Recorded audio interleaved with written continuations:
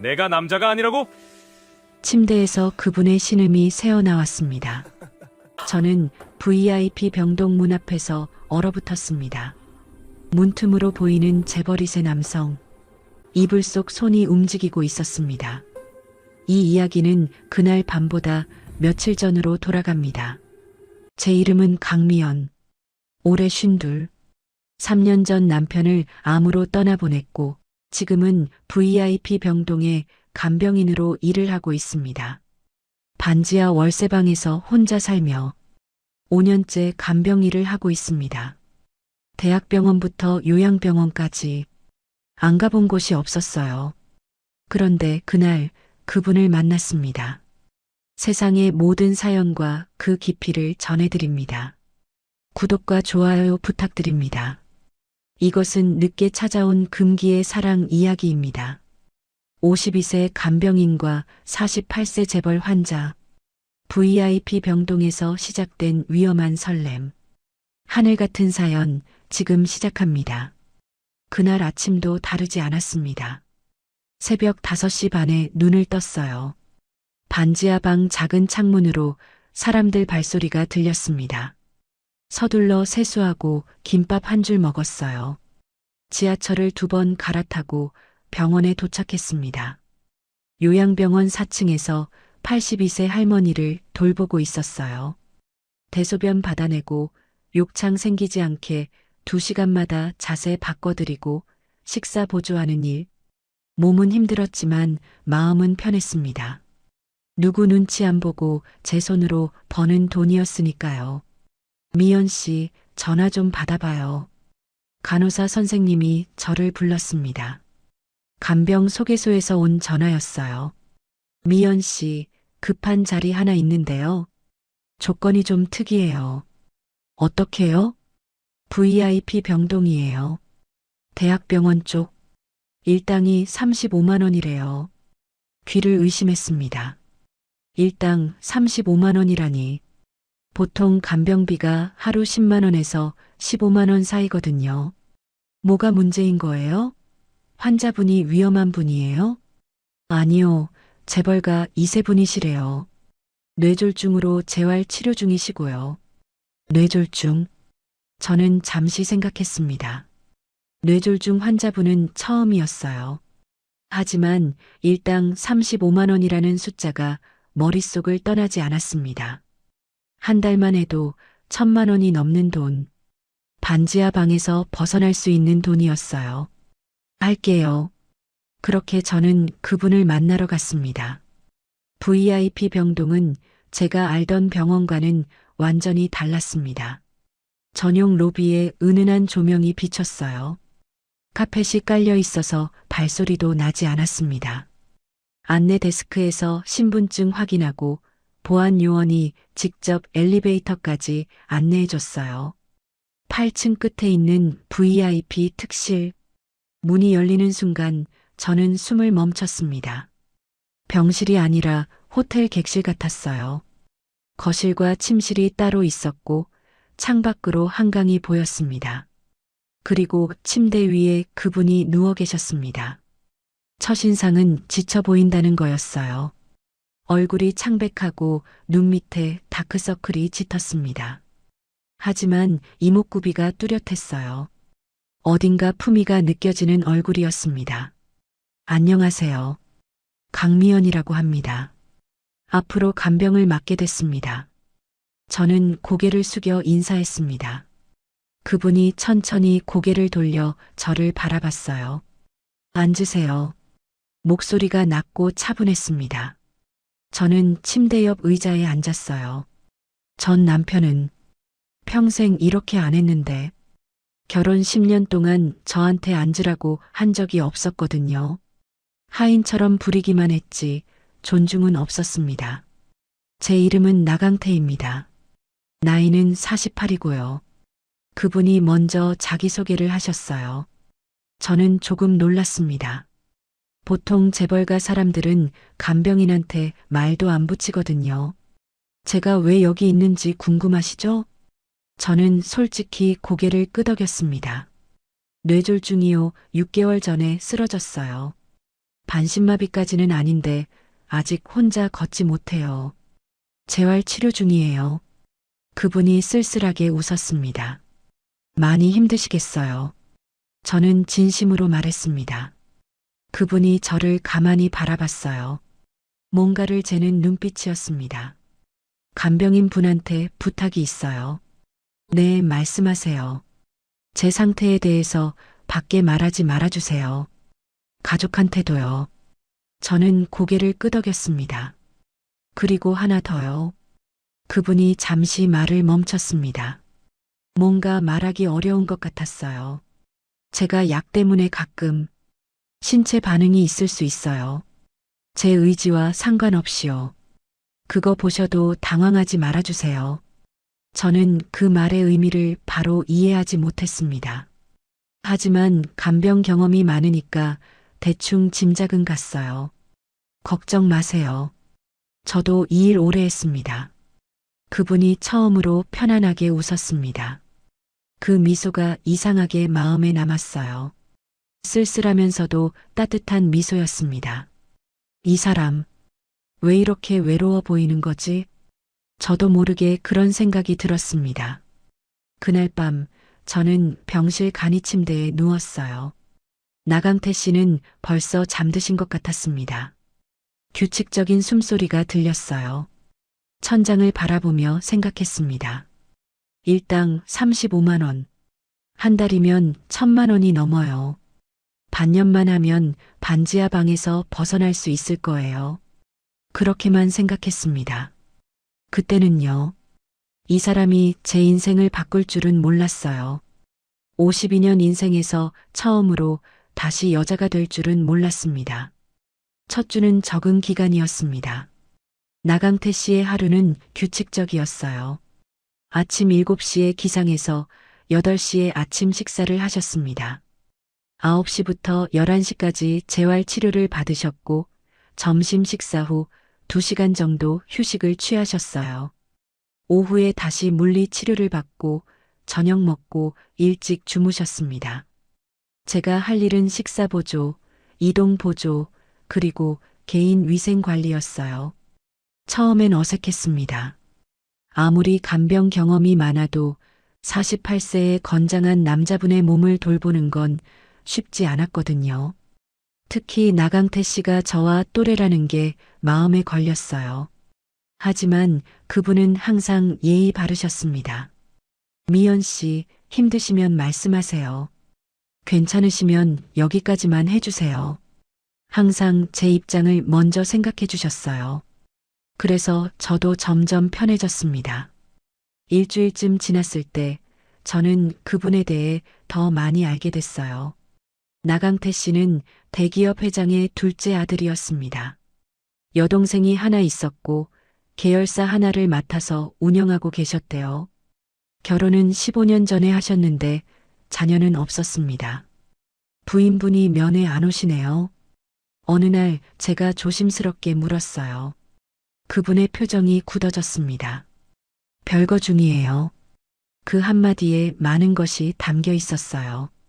저는 더 묻지 않았습니다. 하지만 그날 밤 나강태 씨가 잠들지 못하고 천장을 바라보는 걸 봤어요. 외로워 보였습니다. 저처럼요. 2주차가 됐습니다. 나강태 씨의 재활치료에 제가 동행하기 시작했어요. 물리치료사 선생님이 근육을 풀어주시는 동안 저는 옆에서 지켜봤습니다. 강태 씨, 오늘은 어깨랑 등 위주로 해볼게요. 물리치료사 선생님이 말했어요. 나강태 씨가 침대에 엎드려 누우셨습니다. 환자복 위로 어깨 라인이 보였어요. 아직 넓었습니다. 병으로 많이 빠지셨다고 하셨지만 남자다운 체격이 느껴졌어요.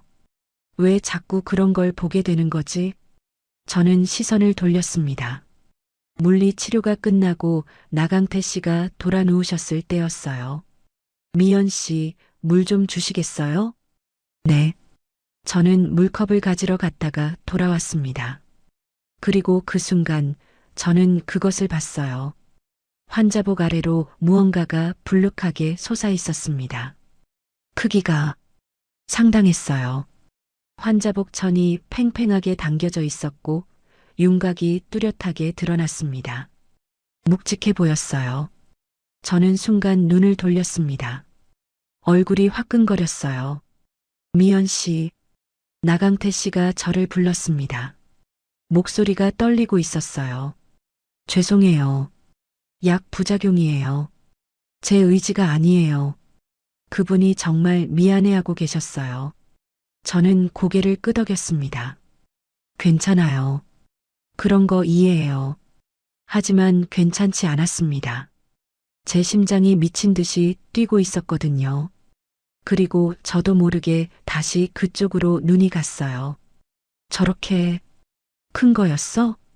생각보다 훨씬 컸습니다. 전 남편도 그 정도는 아니었는데 저는 서둘러 자리를 피했어요. 화장실에 들어가서 세수를 했습니다. 거울 속 제 얼굴이 빨갛게 달아올라 있었어요. 대체 나한테 무슨 일이 일어나고 있는 걸까? 남편이 죽고 3년. 아니, 남편이 죽기 2년 전부터 관계도 없었으니까 5년 만에 처음이었어요. 남자의 그것을 보고 가슴이 뛴 게 저렇게 커도 되는 건가? 전 남편은 그 정도가 아니었는데 나 아직 여자였구나. 저는 볼에 찬물을 계속 끼얹었습니다.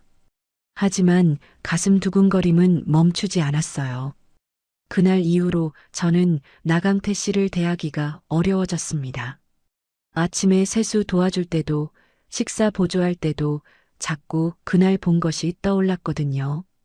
제가 이상한 거였습니다.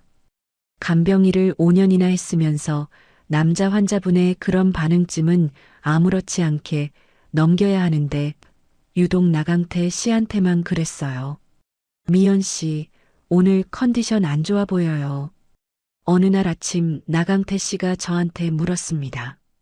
저는 화들짝 놀랐어요. 아, 아니에요. 잠을 좀 못 잤어요. 거짓말이었습니다. 잠을 못 잔 건 맞는데 이유가 달랐거든요. 밤새 그분 생각을 했어요. 이불 속에서 뒤척이면서 대체 나한테 왜 이러는 건지 자문했습니다. 52살 먹은 여자가 뭘 기대하는 건지. 고민 있으면 말해요. 내가 들어줄 수 있는 거면 들어줄게요. 나강태 씨의 목소리가 부드러웠습니다. 저는 고개를 저었어요. 정말 괜찮아요. 걱정 마세요. 그분이 저를 가만히 바라봤습니다. 그 눈빛이 따뜻했어요. 마치 제 속을 들여다보는 것 같았습니다. 저는 얼른 시선을 피했어요. 3주차가 됐습니다. 나강태 씨의 재활 치료가 효과를 보기 시작했어요. 보조기구 없이 침대에서 일어나 앉을 수 있게 됐고 휠체어 없이 짧은 거리는 걸을 수 있게 되었습니다. 미연 씨, 오늘 병원 정원 좀 걸어볼까요? 그분이 제안하셨어요. 저는 흔쾌히 수락했습니다. VIP 병동 뒤쪽에는 작은 정원이 있었어요. 일반 환자들은 출입할 수 없는 곳이었습니다. 나강태 씨가 제 팔을 잡고 천천히 걸었어요. 아직 다리에 힘이 없어서 제 팔에 많이 기대셨습니다. 그분의 체온이 느껴졌어요. 팔을 잡은 손이 컸습니다. 손가락이 길고 마디가 굵었어요. 저는 그 손을 보면서 이상한 상상을 했습니다. 이 손이 제 얼굴을 만지면 어떨까? 이 손이 제 허리를 감싸면 어떨까? 정신 차려, 강미연. 저는 속으로 제 자신을 혼냈습니다. 미연 씨, 나강태 씨가 불렀습니다. 네, 고마워요. 갑자기 그런 말을 하셔서 당황했어요. 뭐가요? 그냥 다요. 나한테 잘해줘서. 다른 간병인들은 돈만 받고 건성으로 했거든요. 근데 미연 씨는 진심으로 대해주는 게 느껴져요. 저는 뭐라고 대답해야 할지 몰랐습니다. 저도 그냥 제 일을 하는 거예요. 아니에요. 사람이 사람을 대하는 방식은 다 달라요. 미연 씨는 따뜻한 사람이에요. 그분이 저를 바라보며 웃었습니다. 그 미소에 심장이 덜컥 내려앉았어요. 왜 이러는 걸까? 왜 이 사람한테만 이러는 걸까? 저는 대답 대신 그저 걸었습니다. 하지만 가슴속에서 무언가가 싹트고 있다는 걸 느꼈어요. 위험한 감정이었습니다. 그날 밤 저는 간이 침대에 누워서 천장을 바라봤어요. 나강태 씨는 벌써 잠드신 것 같았습니다. 규칙적인 숨소리가 들렸어요. 이러면 안 돼. 저는 스스로에게 말했습니다. 저 사람은 환자고 나는 간병인이야. 게다가 재벌가 2세고 나는 반지하 사는 과부고 처음부터 어울리지 않는 거야. 하지만 가슴은 제 말을 듣지 않았습니다. 자꾸 두근거렸어요. 그분의 목소리가, 미소가, 따뜻한 눈빛이 떠올랐습니다. 그리고 그날 본 것도요. 얼굴이 다시 뜨거워졌습니다. 전 남편은 저를 한 번도 여자로 안 봤어요. 늘 밥하는 사람, 빨래하는 사람. 그 정도였죠. 근데 강태 씨는 달라요. 저를 여자로 보는 것 같았어요. 강미연, 정신 차려. 하지만 알고 있었어요. 이미 늦었다는 걸. 52년 인생에서 처음으로 다시 여자가 되고 있다는 걸. 그날은 폭설이 내렸습니다. 저녁 뉴스에서 기상청이 폭설특보를 발령했다고 했어요. 서울 전역에 15cm 이상 눈이 쌓였고 교통이 완전히 마비됐다는 소식이 들렸습니다. 미연 씨, 큰일 났어요. 간호사 선생님이 다급하게 병실로 들어왔어요. 오늘 밤 교대 간병인이 못 올 것 같아요. 집에서 출발했는데 택시가 안 잡힌대요. 저는 고개를 끄덕였습니다. 괜찮아요. 제가 밤새 말게요. 정말 괜찮겠어요? 내일 오전까지 혼자 계셔야 하는데. 네, 괜찮아요. 간호사 선생님이 나가고 병실에는 저와 나강태 씨만 남았습니다. 미연 씨 힘들 텐데. 미안해요. 나강태 씨가 미안한 표정으로 말했어요. 아니에요. 제 일인걸요. 신경 쓰지 마세요. 저는 웃으며 대답했습니다. 하지만 가슴 한편이 묘하게 신경 쓰였어요. 오늘 밤 이 넓은 VIP 병실에 둘만 남는다는 거니까요. 저녁 식사 후 나강태 씨는 일찍 주무시려고 하셨습니다. 미연 씨도 쉬세요. 제가 뭐 필요한 거 있으면 부를게요. 네, 편히 주무세요. 불을 끄자 병실이 어둠에 잠겼습니다. 창밖에서 눈 내리는 소리만 들렸어요. 하얀 눈이 끊임없이 쏟아지고 있었습니다. 저는 간이 침대에 누워서 핸드폰으로 뉴스를 봤어요. 서울 전역이 눈으로 뒤덮였다는 기사가 올라왔습니다. 시간이 흘렀습니다. 밤 11시가 됐어요. 나강태 씨는 잠드신 것 같았습니다. 규칙적인 숨소리가 들렸거든요. 저는 배가 고파졌어요. 저녁을 일찍 먹어서 그런지 속이 허전했습니다. 편의점 다녀올까? 1층에 24시간 편의점이 있었어요. 저는 조용히 일어났습니다. 나강태 씨를 깨우지 않으려고 발소리를 죽였어요. 강태 씨, 저 잠깐 편의점 다녀올게요. 작은 목소리로 말했습니다. 대답이 없었어요. 잠드신 것 같았습니다. 저는 병실 문을 살짝 열고 나왔어요. 복도는 조용했습니다. 밤 11시가 넘은 VIP 병동은 고요했어요. 엘리베이터를 타고 1층으로 내려갔습니다. 편의점에 들어가서 삼각김밥 2개와 따뜻한 우유를 샀어요. 계산하고 나오는데 15분 정도 걸렸습니다. 다시 엘리베이터를 타고 8층으로 올라갔어요. 복도를 걸어서 나강태 씨 병실 앞에 도착했습니다. 문을 열려고 손잡이를 잡는 순간이었어요. 안에서 소리가 들렸습니다. 신음소리였어요. 저는 손을 멈췄습니다. 심장이 빨리 뛰기 시작했어요. 낮게 억눌린 소리가 또 들렸습니다. 저는 숨을 죽였어요. 문틈 사이로 안이 살짝 보였습니다. 어둠 속에서 침대가 보였어요. 나강태 씨가 누워 있었는데 이불이 움직이고 있었습니다. 규칙적으로요. 내가 남자가 아니라고. 그분의 목소리가 들렸습니다. 떨리고 있었어요. 저는 얼어붙었습니다. 손에 들고 있던 편의점 봉투가 바스락거렸어요. 보면 안 돼. 들어가면 안 돼. 하지만 발이 움직이지 않았습니다. 문틈으로 보이는 침대. 이불 속에서 손의 움직임이 느껴졌어요. 점점 빨라지고 있었습니다. 심장이 터질 것 같았어요. 미연 씨. 그분이 제 이름을 부르고 있었습니다. 떨리는 목소리로요. 숨소리가 거칠어졌어요. 저는 뒤로 물러섰습니다. 등이 복도 벽에 닿았고 다리에 힘이 풀렸습니다. 나를 생각하면서 얼굴이 화끈거렸어요. 온몸이 뜨거워졌습니다. 가슴이 미친 듯이 뛰었어요. 한참이 지났습니다. 안에서 거친 숨소리가 들렸어요. 그리고 조용해졌습니다. 저는 복도 벽에 기댄 채 숨을 고르고 있었어요. 손이 떨렸습니다. 어떻게 들어가지? 모른 척 해야 하나? 머릿속이 하얘졌어요. 몇 분이 지났을까요? 저는 침을 삼키고 손잡이를 잡았습니다. 똑똑. 노크를 했어요.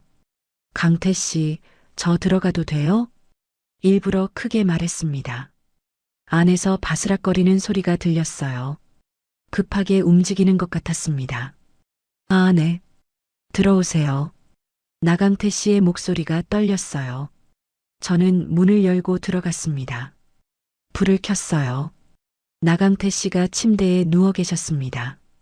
이불을 목까지 끌어올리고 계셨어요. 얼굴이 붉어져 있었습니다. 땀이 맺혀 있었어요. 편의점 다녀왔어요. 저는 떨리는 목소리로 말했습니다. 네. 나강태 씨가 저를 쳐다보지 못했어요. 시선을 피하고 계셨습니다. 저도 마찬가지였어요. 눈을 마주칠 수가 없었습니다. 삼각김밥 사왔는데 드실래요? 아니요, 괜찮아요. 어색한 침묵이 흘렀습니다. 저는 간이 침대에 앉아서 삼각김밥을 뜯었어요. 하지만 목으로 넘어가지 않았습니다. 방금 본 것이, 들은 것이 머릿속을 떠나지 않았거든요. 그분이 제 이름을 부르던 목소리가 귓가에 맴돌았어요. 저는 우유를 마셨습니다. 손이 떨려서 뚜껑을 여는 것도 힘들었어요. 미연 씨, 나강태 씨가 저를 불렀습니다. 저는 화들짝 놀랐어요. 들었죠? 심장이 쿵하고 내려앉았습니다. 저는 대답하지 못했어요. 죄송해요. 그분의 목소리가 작았습니다. 미연 씨가 나갔다고 생각하고, 그래서 저는 고개를 저었어요. 아니에요. 제가 갑자기 들어와서 죄송해요. 미연 씨 잘못 아니에요. 나강태 씨가 천천히 일어나 앉았습니다. 저를 바라봤어요. 눈빛이 진지했습니다. 미연 씨, 제 얘기 좀 들어줄래요? 저는 고개를 끄덕였습니다. 나강태 씨가 깊게 숨을 들이쉬었어요. 아내가 6개월 전에 집을 나갔어요. 제가 쓰러지고 나서요. 목소리가 떨렸습니다. 처음엔 병문안도 왔어요. 근데 시간이 지나면서 안 오더라고요. 제가 남자 구실을 못하니까요. 저는 숨을 죽이고 들었습니다. 뇌졸중 이후로 그쪽이 안 됐어요. 6개월 동안 한 번도 반응이 없었어요. 그분이 쓸쓸하게 웃었어요. 아내가 그랬어요. 남자도 아니면서 뭘 남편이라고 하냐고. 그 말이 칼처럼 박혔어요. 눈가가 붉어졌습니다. 근데 이상한 게요. 나강태 씨가 저를 바라봤어요. 미연 씨 만나고 나서 달라졌어요. 6개월 만에 처음으로 다시 반응이 오기 시작했어요. 제 숨이 멎었습니다. 미연 씨 생각하면 자꾸 그래요. 참을 수가 없어요. 그분의 목소리가 간절했어요. 아까도 그랬어요. 미연 씨 나간 사이에 참을 수가 없어서 저는 뭐라고 대답해야 할지 몰랐습니다. 미안해요. 이런 말하면 안 되는 거 아는데. 나강태 씨가 침대에서 내려왔어요. 휠체어 없이, 지팡이 없이 걸어서 제게 다가왔습니다. 비틀거렸지만 넘어지지 않았어요. 제 앞에 섰습니다. 그분이 제 손을 잡았어요. 당신은 나를 다시 남자로 만들어줬어요. 6개월 동안 죽어있던 게 살아났어요. 저는 떨리고 있었어요. 그분의 얼굴이 가까워졌고 숨결이 느껴졌어요. 따뜻했습니다. 안 되면 밀어내요. 그분이 속삭였어요. 입술이 보였습니다. 안 돼. 이러면 안 되는데. 하지만 몸이 움직이지 않았습니다. 5년 만에 이렇게 가까이 남자의 온기가 느껴지는 게, 5년 만에 누군가 저를 여자로 원하고 있다는 게 몸이 기억하고 있었습니다. 여자였다는 걸 가슴이 터질 것 같았어요. 그리고 그 순간, 안 돼요. 제 입에서 말이 나왔습니다. 손이 나강태 씨의 가슴을 밀었어요. 강태 씨는 아직 아내가 있잖아요. 별거 중이에요. 이혼 서류만 남았어요. 그래도 아직 이혼 전이잖아요. 저는 떨리는 목소리로 말했어요. 이러면 안 돼요. 나강태 씨가 멈췄습니다. 천천히 물러났어요. 미안해요. 제가 너무 나갔어요. 아니에요. 저도 똑같았다고 말하고 싶었어요. 저도 원했다고요. 하지만 말이 나오지 않았습니다. 나강태 씨가 다시 제 손을 잡았어요. 나 이혼할 거예요. 빨리요. 그리고 그분이 제 눈을 바라봤습니다. 그때 다시 말해도 될까요? 제 마음을요. 저는 대답하지 못했습니다. 너무 빨랐거든요. 하지만 가슴은 이미 알고 있었어요. 나도 똑같아. 나도 강태 씨를 원해. 창밖에서 눈이 계속 내렸습니다. 하얀 세상이 펼쳐져 있었어요. 아름다웠지만 위태로웠습니다. 우리 사이처럼요. 52년 인생에서 처음으로 이렇게 간절하게 누군가를 원하고 있었습니다. 그날 밤 이후 모든 것이 달라졌습니다. 아침에 일어나면 나강태 씨가 저를 바라보는 눈빛이 달랐어요. 예전보다 더 따뜻했습니다. 더 간절했어요. 미연 씨, 잘 주무셨어요? 네, 강태 씨도 편히 주무셨어요? 우리는 서로 눈을 마주치면 웃었습니다. 하지만 동시에 어색했어요. 그날 밤 일어난 일이 계속 머릿속을 맴돌았거든요. 4주차가 시작됐습니다. 나강태 씨의 상태가 훨씬 좋아졌어요. 지팡이만 있으면 혼자 걸을 수 있게 되셨습니다. 재활치료 담당 선생님도 놀라워하셨어요. 강태 씨, 회복 속도가 정말 빠르네요. 이렇게 의욕적으로 재활하시는 분 처음 봐요. 선생님이 웃으며 말했습니다. 나강태 씨가 저를 힐끗 쳐다보며 미소 지었어요. 동기부여가 생겼거든요. 그 말에 제 얼굴이 뜨거워졌습니다. 어느 날 오후였어요. 재활 치료를 마치고 병실로 돌아왔을 때였습니다. 미연 씨, 나강태 씨가 저를 불렀어요. 오늘 정원 산책 가도 될까요? 좋아요. 날씨도 좋은데요. 우리는 VIP 병동 뒤쪽 정원으로 갔습니다. 가을이 깊어지고 있었어요. 낙엽이 바닥에 깔려 있었습니다. 나강태 씨가 지팡이를 짚고 천천히 걸었어요. 저는 그분 옆에서 조심스럽게 따라갔습니다. 그분이 잠시 멈춰 섰어요. 그리고 조심스럽게 손을 내밀었습니다. 손, 잡아도 될까요? 저는 주위를 둘러봤어요. 정원에는 다른 환자분들도 계셨습니다. 하지만 나강태 씨의 눈빛이 간절했어요. 저는 천천히 손을 내밀었습니다. 따뜻한 손이 제 손을 감쌌어요. 우리는 손을 잡고 걸었습니다. 낙엽을 밟는 소리만 들렸어요. 미연 씨, 요즘 행복해요. 나강태 씨가 조용히 말했어요. 48년 살면서 이렇게 행복한 적 없었어요. 저는 그분을 바라봤습니다. 아내랑 15년 살았지만 행복하지 않았어요. 그냥 의무였죠. 회사 다니고 집에 가고 자고 반복이었어요.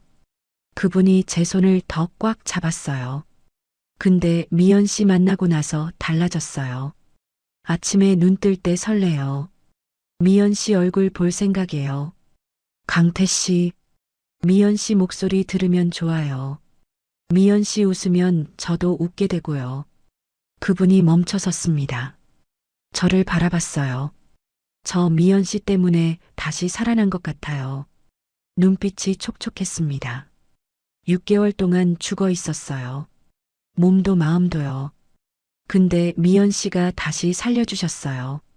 저는 눈물이 날 것 같았어요. 저도요. 제 입에서 말이 나왔습니다. 저도 강태 씨 만나고 살아난 것 같아요. 남편 죽고 5년 동안 그냥 버텼어요. 하루하루가 똑같았어요. 간병하고 밥 먹고 자고 그게 다였어요. 저는 솔직하게 말했습니다. 근데 강태 씨 만나고 달라졌어요. 아침에 일어나면 설레요. 오늘은 어떤 이야기를 나눌까? 어떤 표정을 지으실까? 나강태 씨가 제 손을 더욱 꽉 잡았어요. 미연 씨, 고마워요. 저야말로요. 우리는 한참 동안 서로를 바라봤습니다. 정원에 석양이 지고 있었어요. 붉은 빛이 나강태 씨 얼굴을 비쳤습니다. 아름다웠어요. 하지만 동시에 두려웠습니다. 이 사람, 아직 아내가 있는데 이러면 안 되는 거 아닌가? 속으로 그런 생각이 들었어요. 그날 밤 저는 간이 침대에 누워서 천장을 바라봤습니다. 나강태 씨는 이미 주무시는 것 같았어요. 규칙적인 숨소리가 들렸습니다. 저는 오늘 있었던 일을 떠올렸어요. 손을 잡았던 것, 서로 고백했던 것, 행복해. 솔직히 행복했습니다. 52년 인생에서 이렇게 행복한 적이 없었어요. 강태 씨가 저를 바라볼 때, 제 이름을 부를 때, 손을 잡을 때, 온몸이 떨렸어요. 살아있다는 느낌이었습니다. 하지만 동시에 불안했어요. 이게 계속될 수 있을까? 우리 사이가 들키면 어떻게 되지? 강태 씨는 재벌가 2세고 나는 간병인인데, 게다가 아직 이혼도 안 했는데, 생각이 꼬리를 물었습니다. 며칠 후였어요. 나강태 씨가 저한테 말씀하셨습니다. 미연 씨, 변호사한테 연락했어요. 변호사요? 이혼 서류요.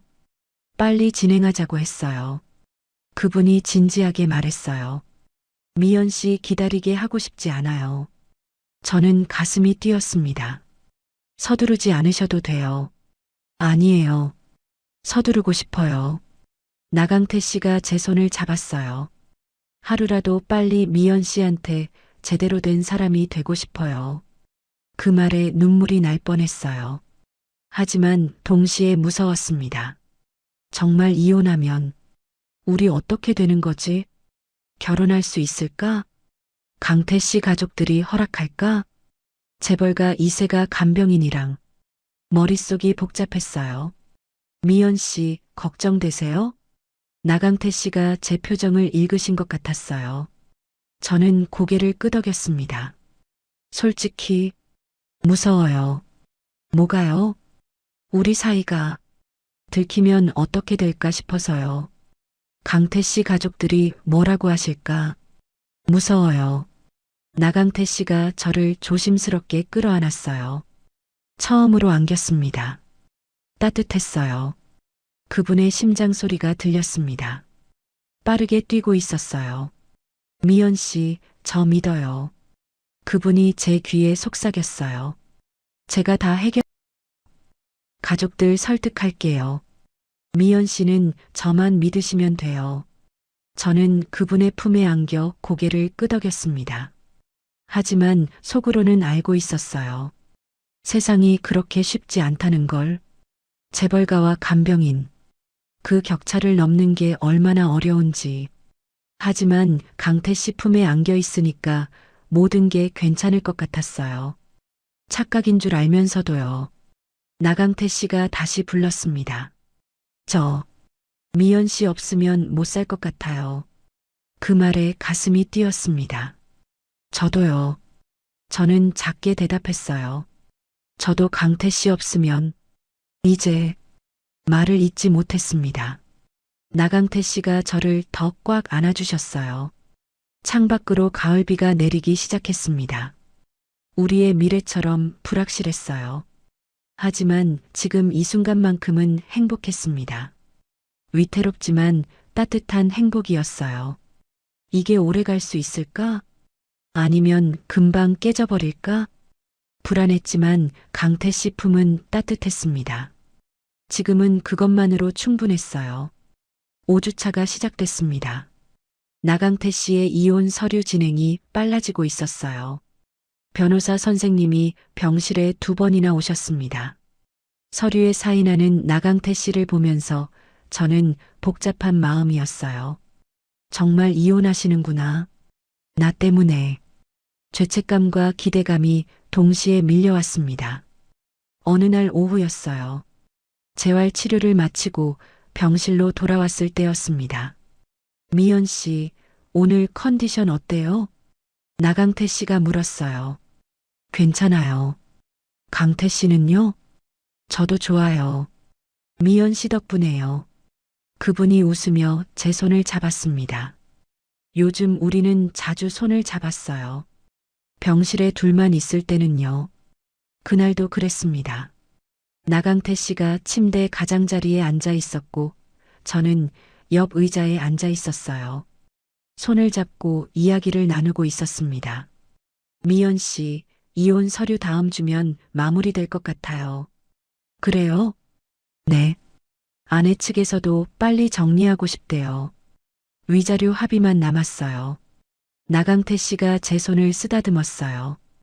그럼 저 미연 씨한테 제대로 된 사람이 될 수 있어요. 저는 얼굴이 뜨거워졌습니다. 서두르지 않으셔도. 아니에요. 하루라도 빨리요. 그분이 저를 바라보며 웃었어요. 바로 그때였습니다. 병실 문이 열렸어요. 노크도 없이 갑자기요. 오빠. 여자 목소리가 들렸습니다. 저는 화들짝 놀라서 손을 뺐어요. 나강태 씨도 깜짝 놀라신 것 같았습니다. 문 앞에 30대 여성이 서 있었어요. 정장 차림의 명품 가방을 들고 계셨습니다. 차가운 인상이었어요. 민서야. 나강태 씨가 놀란 목소리로 말했어요. 여동생이구나. 저는 얼어붙었습니다. 남인서 씨가 저를 쳐다봤어요. 날카로운 눈빛이었습니다. 오빠, 저 여자 누구예요? 목소리가 차갑습니다. 간병인이야. 강미연 씨라고. 나강태 씨가 대답했어요. 간병인이요?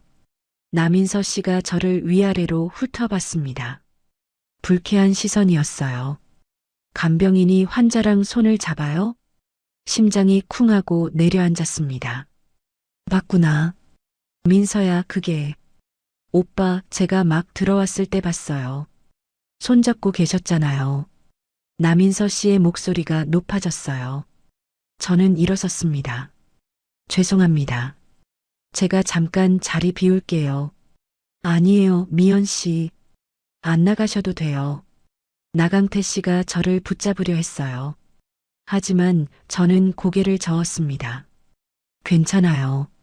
가족분들끼리 얘기하세요. 저는 서둘러 병실을 나왔어요. 문을 닫는 순간 안에서 남인서 씨의 목소리가 들렸습니다.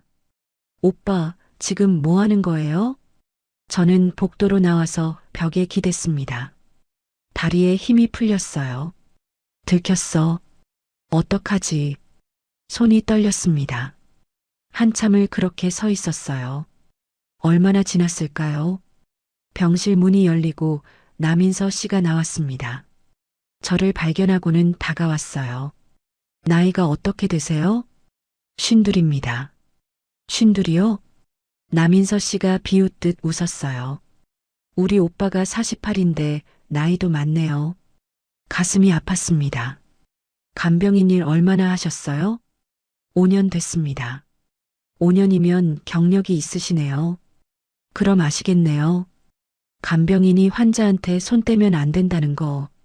목소리가 날카로웠어요. 죄송합니다. 저는 그렇게밖에 대답할 수 없었어요. 우리 오빠 지금 많이 약해져 있어요. 정신도 온전하지 않고요. 그걸 노리신 거예요? 아니에요. 저도 모르게 목소리가 나왔습니다. 전 그런 사람 아니에요. 그럼 뭐예요? 손잡고 있던 건요? 남인서 씨가 한 발짝 다가왔어요. 우리 오빠 재벌가 집 아들이에요. 당신 같은 간병인이랑은 격이 다르죠. 그거 노리고 접근한 거 아니에요? 눈물이 날 것 같았어요. 하지만 참았습니다. 아닙니다. 전 뭐예요? 전 진심이었어요. 제 입에서 말이 나왔습니다. 강태 씨한테요. 돈 때문이 아니에요. 남인서 씨가 코웃음 쳤어요. 진심? 52살 간병인이 48살 재벌한테 진심이라고요? 네. 저는 똑바로 그분을 바라봤습니다. 돈 한 푼 바라지 않았어요. 그냥 강태 씨가 좋았어요. 웃기네요. 그럼 우리 오빠가 가난했어도 좋아했을까요? 그 말에 할 말이 없었어요. 솔직히 저도 모르겠거든요. 나강태 씨가 재벌이 아니었다면 이렇게까지 됐을까? 하지만 한 가지는 확실했어요. 강태 씨가 저한테 잘해주셨어요. 전 남편은 평생 그렇게 안 했는데 강태 씨는 달랐어요. 남인서 씨가 잠시 말이 없었어요. 그러더니 차갑게 말했습니다. 어쨌든 우리 오빠한테 손대지 마세요. 지금 당장 간병 그만두고 나가세요. 그건 못 나가겠어요? 그럼 제가 어머니한테 말씀드릴 거예요. 심장이 멎는 것 같았어요. 어머니가 아시면 가만 안 계실 거예요. 당신 같은 사람이 우리 오빠한테 붙어 있는 거 절대 용납 안 하실 거예요. 남인서 씨가 명함을 꺼내서 제게 건넸어요. 3일 드릴게요. 3일 안에 나가세요. 안 그러면 어머니한테 말씀드릴 거예요. 그분이 돌아서서 걸어갔어요. 엘리베이터를 타고 사라졌습니다. 저는 복도에 혼자 남았어요. 손에 든 명함이 떨렸습니다. 나가야 하나? 아니면 버텨야 하나? 머릿속이 하얘졌어요.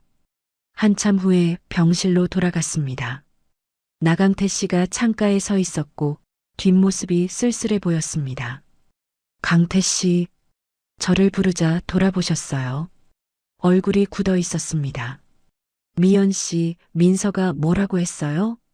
나강태 씨가 다가왔고 저는 고개를 숙였습니다. 나가래요. 3일 안에요.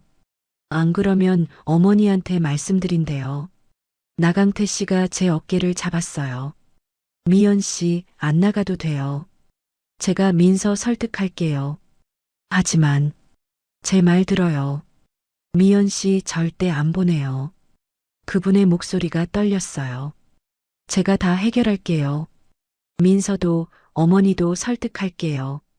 그러니까 나가지 마요. 저는 눈물이 났어요. 강태 씨, 저 때문에 가족이랑 사이 나빠지면 안 돼요. 상관없어요. 제 인생이에요. 나강태 씨가 저를 안았어요. 미연 씨, 제 말 믿어요. 제가 지킬게요. 저는 그분 품에 안겨 울었습니다. 하지만 알고 있었어요. 세상이 그렇게 쉽지 않다는 걸.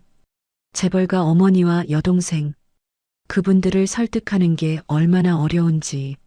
우리 정말 괜찮을까? 불안이 밀려왔습니다. 창밖으로 가을 하늘이 보였고 맑았지만 차가웠습니다. 폭풍전야 같았어요. 3일이 지났습니다.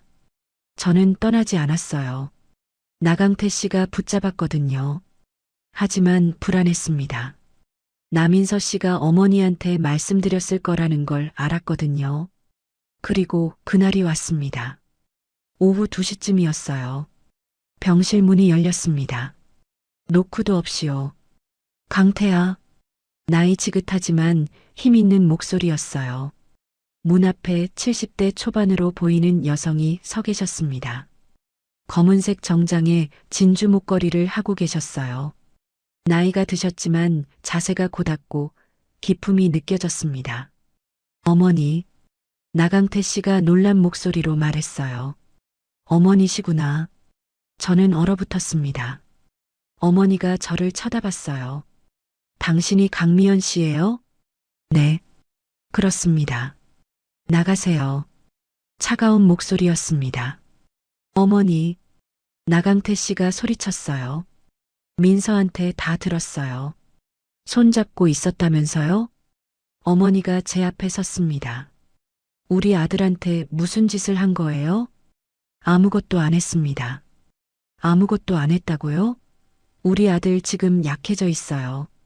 뇌졸중으로 쓰러져서 정신도 온전하지 않고요. 그걸 노린 거 아니에요?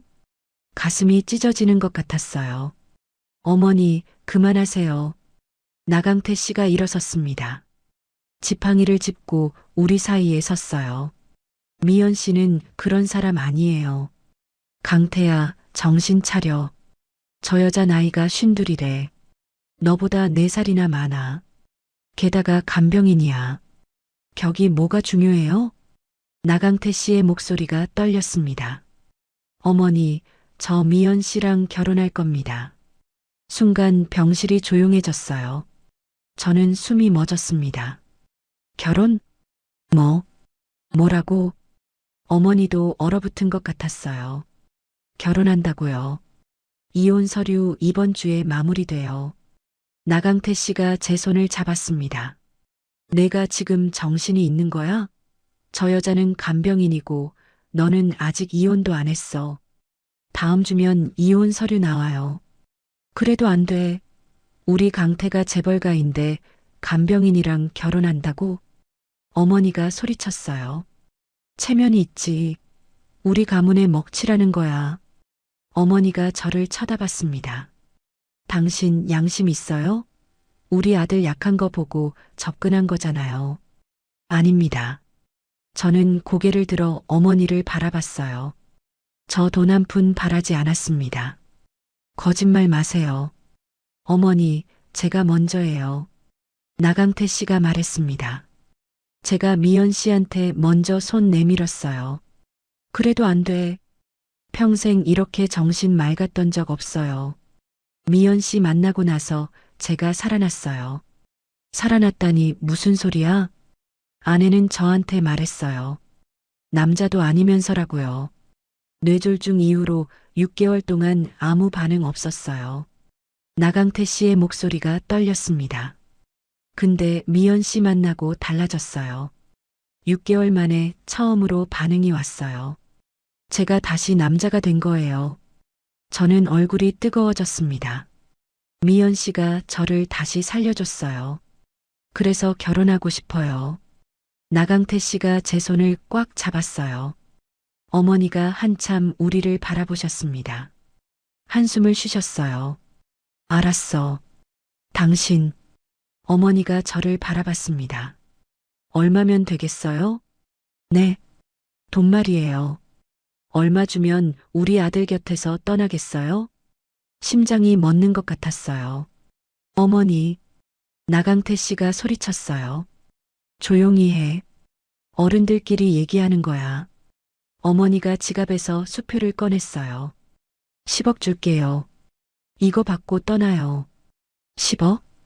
제가 평생 벌어도 모을 수 없는 돈이었어요. 하지만 저는 고개를 저었습니다. 돈 필요 없습니다. 20억 줄게요. 어머님. 저는 어머니를 똑바로 바라봤어요. 전 돈 때문에 강태 씨 곁에 있는 거 아닙니다. 좋아하니까요. 제 목소리가 떨렸어요. 처음으로 저를 사람으로 봐주셨어요. 여자로 봐주셨고요. 52년 인생에서 처음이었어요. 어머니가 저를 가만히 바라보셨어요. 그래도 안 돼요. 목소리가 조금 부드러워졌습니다. 당신 마음은 알겠어요. 근데 우리 강태는 재벌가예요. 당신이랑은 맞지 않아요. 알고 있습니다. 저는 솔직하게 말했어요. 저도 처음부터 안 되는 거 알았어요. 근데 사랑이 그런 거 아닌가요? 안 되는 거 알면서도 하게 되는 게요. 제 눈에서 눈물이 흘렀습니다. 어머니가 한참 저를 바라보셨어요. 한숨을 쉬셨습니다. 미안하지만 안 돼요. 절대로요. 어머니가 나강태 씨를 바라봤습니다. 강태야, 내가 저 여자랑 계속 만나면 나는 상속에서 제외시킬 거야. 상관없어요. 나강태 씨가 담담하게 대답했어요. 상속 필요 없어요. 회사에서도 쫓아낼 거야. 그것도 상관없어요. 정말 그럴 거야? 네. 미연 씨만 있으면 돼요. 어머니가 믿을 수 없다는 표정으로 나강태 씨를 바라봤어요. 알았어. 그럼 후회하지 마. 어머니가 돌아서셨습니다. 병실에 저와 나강태 씨만 남았어요. 저는 주저앉았습니다. 다리에 힘이 풀렸거든요. 미연 씨, 나강태 씨가 저를 부축했어요. 강태 씨, 이러시면 안 돼요. 상속도 포기하고 회사도 포기하고 저 때문에 눈물이 멈추지 않았어요. 미연 씨, 나강태 씨가 제 얼굴을 들어 올렸어요. 그게 뭐가 중요해요? 미연 씨만 있으면 돼요. 하지만 전 48년 동안 돈 많이 벌고 회사 다니고 그렇게 살았어요. 근데 행복하지 않았어요. 미연 씨 만나고 처음으로 행복해졌어요. 그분이 제 눈물을 닦아줬습니다. 저는 그분을 안았어요. 온몸이 떨렸습니다. 이 사람, 저 때문에 모든 걸 버리려고 하네. 불안했지만 따뜻했어요. 창밖으로 해가 지고 있었습니다. 우리의 미래처럼 불확실했지만 지금 이 순간 나강태 씨 품은 따뜻했습니다. 그날 밤 우리는 오랫동안 아무 말도 하지 못했습니다. 어머니가 떠난 후 병실은 조용했어요. 저는 간이 침대에 앉아 있었고 나강태 씨는 침대 가장자리에 앉아 계셨습니다. 창밖으로 달빛이 들어왔어요. 미연 씨, 나강태 씨가 조용히 저를 불렀습니다. 네, 후회 안 해요? 뭐요? 저 때문에 이렇게 된 거요. 어머니한테 그런 소리 들으시고 그분의 목소리가 떨렸어요. 저는 고개를 저었습니다. 후회 안 해요. 정말요? 네.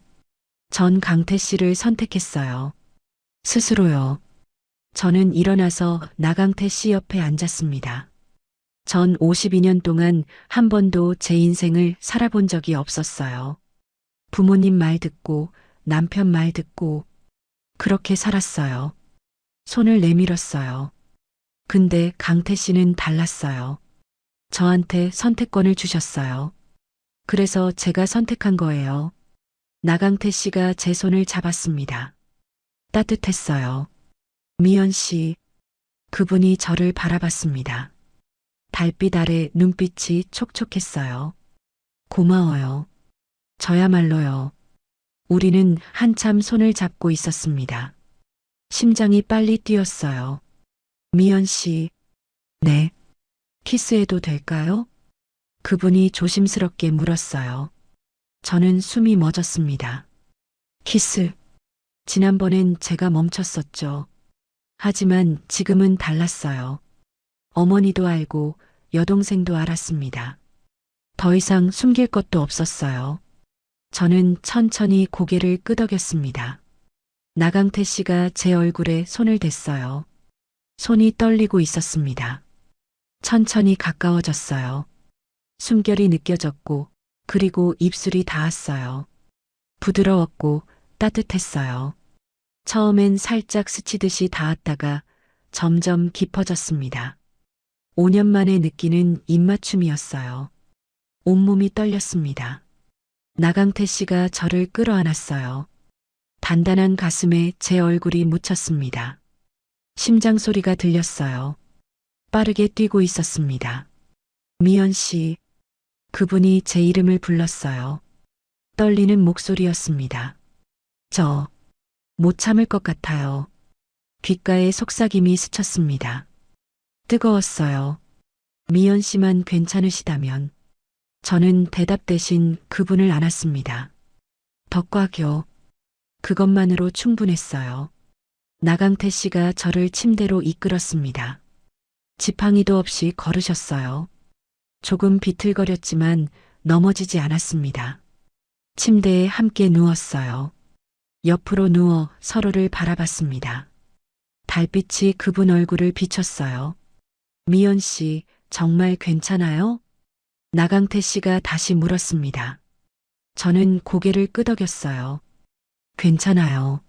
아니, 괜찮고 싶지 않아요.